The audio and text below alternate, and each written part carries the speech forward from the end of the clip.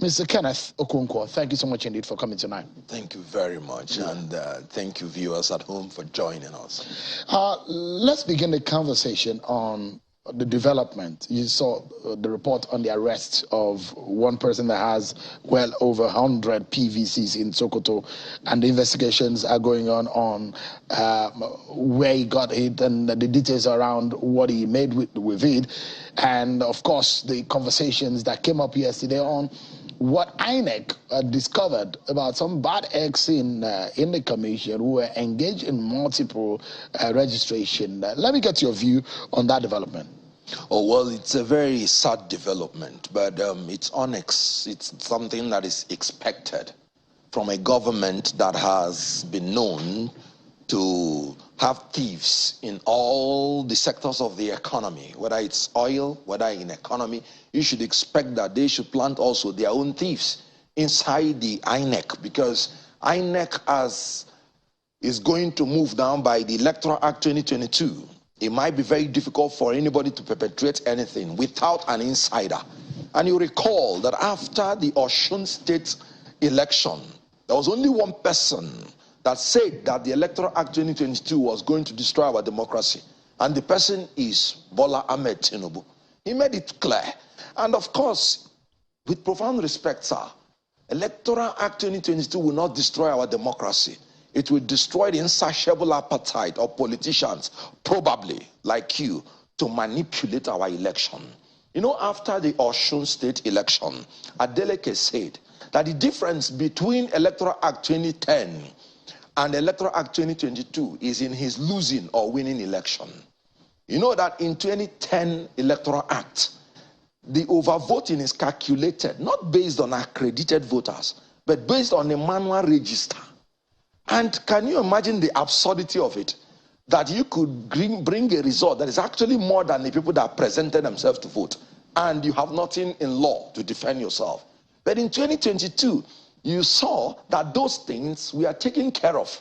So the Beavers has provided a shield whereby, based on the accredited voters, that is what overvoting is based on. So the politicians now know that it is difficult to maneuver these things, and they are now planting their own people inside INEC so that they can operate from. Are you worried about that scenario? Very worried. But because INEC says that they are going to deal decisively with these people who have been caught in this act. You know, INEC, with profound respect, can only express their wish, but their wish cannot be their command. When they are not in charge of the instruments of coercion, in other words, the instrument of enforcement of laws, they are not in charge of the judiciary. So they can only express their wish, but it's only eternal vigilance of Nigerians that will stop all these shenanigans of failed politicians who know that they have failed come 2023, but who are trying by all means to manipulate the process. 2023 is not going to be an election like any other. And that is why every Nigerian should be eternally vigilant. The INEC can only express. What bites do they have? They don't have any power over the police. They don't have any power over the judiciary. So I sympathize. But do you trust that INEC would deliver on the promise of a free and fair election?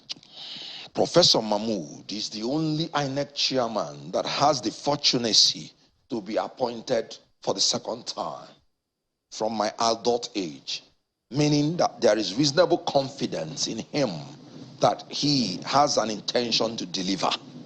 But the intention can only materialize if he is given the adequate support from the state. So if you say intention, fine. If you say wish, fine. If wishes were horses, beggars will ride.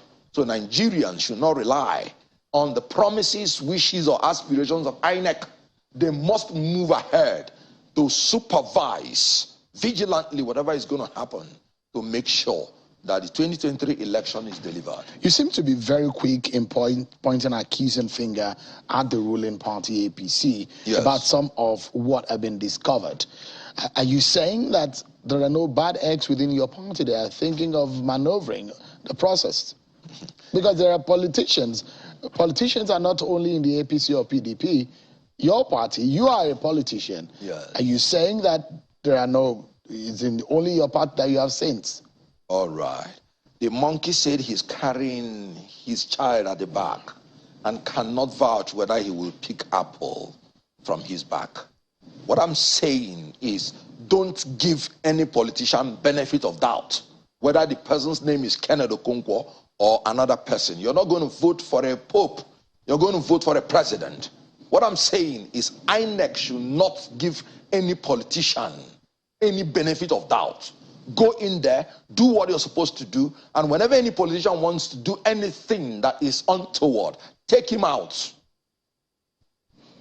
How do you do this without the law? I mean, there are those who have agitated for the Electoral Offences Commission in that sense, a law that permits a body that will be able to prosecute electoral offenders adequately.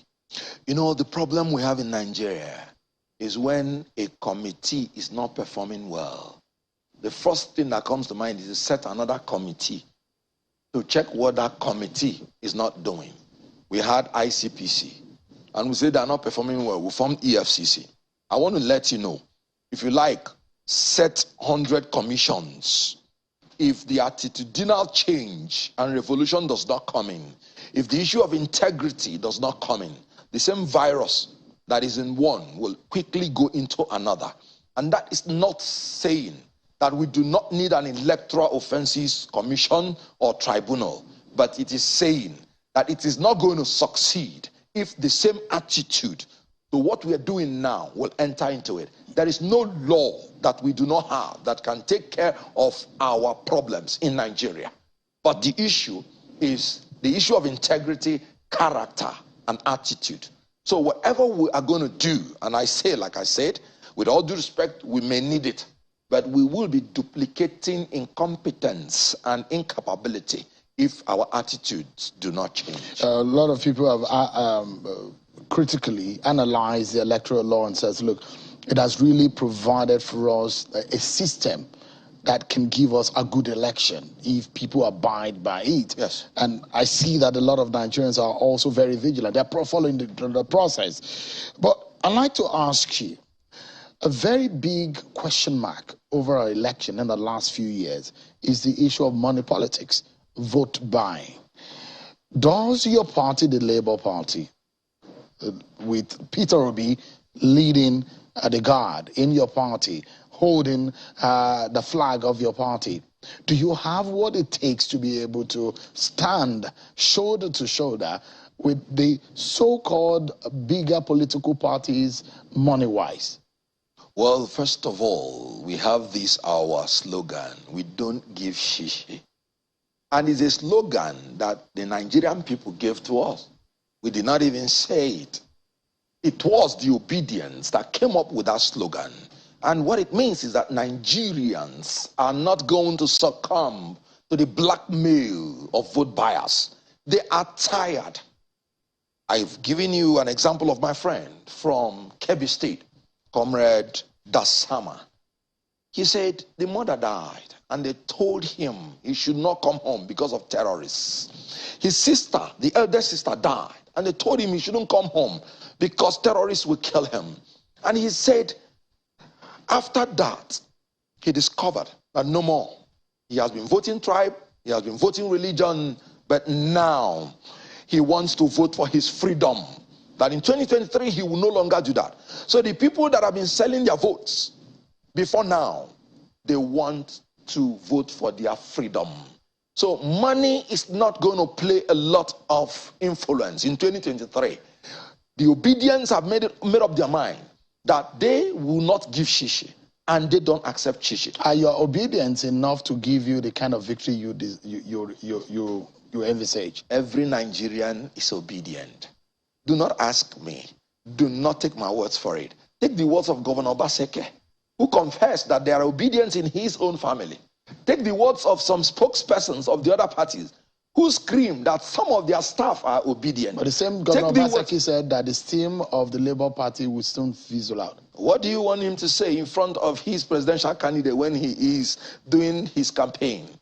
Go and ask him again, and he will tell you that if there is anybody that his team has been extinguished completely, is that of Atiku Abubakar, who, of course, should have been disqualified by now by going to the north and making a genocidal statement that Northerners should vote for North only. This was what caused genocide in Rwanda, when Hutus were told that they should not support Tutsis because they are cockroaches.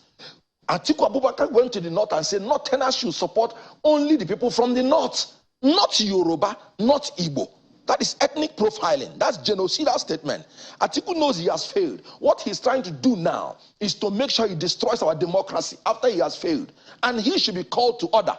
INEC should be implementing Section 97 of the Electoral Act now on Atiku, because that's a criminal offense, trying to profile ethnic and religious groups. So it is Atiku Abubakar that I've always said he is very unfit to be president, and not only that he's unfit, he is now a threat to our democracy.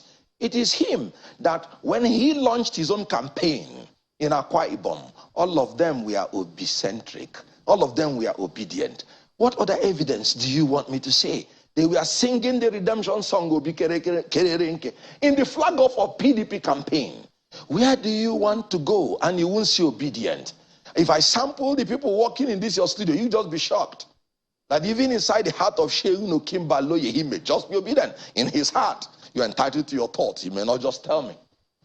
Well, you never can tell, because yes, I never can tell, but I said in your thoughts. The Nigerian blood runs deep in my veins, and for the last few election cycle, I'm just so blank on voting. I've not voted in the last 4 election cycle because I'm always on my job. So I've given up in voting for anybody or trusting any politicians at that. I just allow them do their jobs. But the question is, how penetrative is the obedient movement? All right. In the very nook and crannies, because those who are going to make the majority of the vote are not those we see in the metropolis, on the street of Abuja, on the street of Lagos, on the street of Uyo, or on the street of Ilorin, the metropolis. That is not where you perhaps get a larger chunk of the vote. You probably will get it in those nook and crannies of Nigeria. And if anything, by the figures of INEC is to go by, you look at 76.56% of youth population in the new 12 million registered voters. Out of that, you have 40.87%. That's over 3 million that are students. How much of that figure do you think you can lure to be obedient? First of all, labor, as symbolized by NLC and TUC, have thrown their weight behind the Labour candidate. Labour and the NLC and TUC, they are everywhere, in every word. Labour is everywhere in Nigeria. The students have made it as a slogan. Even a fraternity, which is founded by a Yoruba man, they are the ones that gave us the song.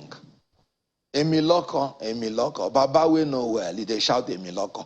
By a fraternity that is owned by a man from the same geopolitical zone as Bola Tinubu. So wherever you go to, so we have the labor. Labor means the working class. Labor means the students. Labor means the women. Labor means the professionals. Labor means the intellectuals. Labor means the farmers. Labor means the traders, the businessmen, the businesswomen. We have them behind us. How many of these candidates can boast of that? Let me ask you this, Kenneth, and it was what Denle Momodu said right on the chair you're sitting. He said, in the history of Nigeria's politics and election, yes, whenever you see 2 strong or more than 1 strong southern contestants in the race on the ballot for a presidential election, they always lose to a northern strong candidate. Yes. And so is making inference in the sense that you have a Bola Tinubu from the southwest, a Peter Obi from the southeast. And even in football, in sports, history play a major role. Not to talk of politics, that is science, that is psychological, that it has that historical, I mean, it's always drawn into it. Do you fear that history might play by itself, what we've seen in the Second Republic, in the First Republic? You know, the problem of some analysts is that they do not contextualize issues. They do not appreciate that they need to distinguish certain circumstances that made their prognosis or predictions irrelevant. Now, the mood of the nation is that there is sitting in the seat of power a fulfilled day speaking Northern Fulani Muslim. And the Northerner he's referring to is another fulfilled day speaking Northern Fulani Muslim. It has not happened in Nigeria. That's for 16 years unbroken, that you have people of the same ethnicity, linguistic background, and the same religion, and the same section of the country to come and rule the country for the same time. You know, when PDP say APC, they are doing Muslim ticket, I laugh. I laugh at their, ignorance. Because they are the ones that are doing the worst Muslim ticket. Because they want to proceed from a Muslim ticket, and not just a Muslim ticket, identical ethnic linguistic background, to another Muslim ticket from the same ethnicity, from the same linguistic background, and from the same section of the country. And the mood of the nation does not warrant that. So what he is saying was when, for instance, in 1979, you had UPN, MPP, and you had the North. Mm-hmm. And the sentiment of power shift and rotation was not there. So I do not know where he got his statistics, but the truth is that he got it all wrong. PDP's ticket has offended section 14, subsection 3, section 15, section 16, section 17, that enumerated the political, economic, and social objectives of Nigeria by picking that ticket, but particularly section 14.3 that said that our diversity should be recognized in the composition and the conduct of affairs of any government. So you must proactively ensure that there is no preponderance and domination of people from one ethnic, one section of the people against the others. But the agenda of the political parties are different. And there are those who are also bringing the factor of the fact that you need to have been able to play under center your politics in such a way that you can be able to garner or bring home the votes across the board. And those who have criticized or described the Peter Obi, your candidate, as more of a sectional politician, how do you respond to such? Now, let's talk about sectional politics. As I have said, Atiku went to the north and said Northerners should vote only somebody from the north, not Yoruba, not Igbo. What can be more ethnic than that? Tinubu went to Ogun State and said it is the turn of the Yorubas. And when it comes down to the Yoruba, it is my turn. That is the meaning of Emiloko. What can be more sectional than that? Peter Obi went to the Igbo people, and at the risk of losing their vote, he told them, do not vote for me because I'm Igbo. Vote for me because I'm a man of competence, character, and capacity. Does Peter Obi have the competence to run the affairs of this government? Nigerians do not, it is not the turn of anybody in 2023, it is the turn of Nigerians. Peter Obi has displayed an uncanny character. In reality, capacity. In reality, can your candidate win the election? No, he has already won. How? Oh, check the analysis like I've always told you. Take it by polls. You know there are 3 polls that have come out. ANAP, We Together, and Bloomberg. And in the first one, he scored 23. In the second one, 53. In the third one, 75. Soon and very soon, before the election reaches, when the 2 candidates will unravel, and I'm sure they're already unraveling, then it will now be Peter Obi and others. Because then collectively in the polling poll, they will not have up to 5%. And whenever you don't reach up to 5%, you'll be classified as others. So actually it is going to be Peter Obi and others. There is no other candidates. All right. Thank you so much, Mr. Kenneth Okonkwo. And I would have loved to ask you this final question, but we just have 30 seconds to close this segment. And the question will be, if there's one thing that will not make Peter Obi win this election, what would that be? It will be that Nigerians allow thieves to steal the election because he has already won. Okay. Thank you so much indeed. Kenneth Okonkwo, lawyer, actor, and the chieftain of the Labour Party. Thank you so much indeed for coming. Thank you for watching Precious.ig channel. Subscribe, like, and share.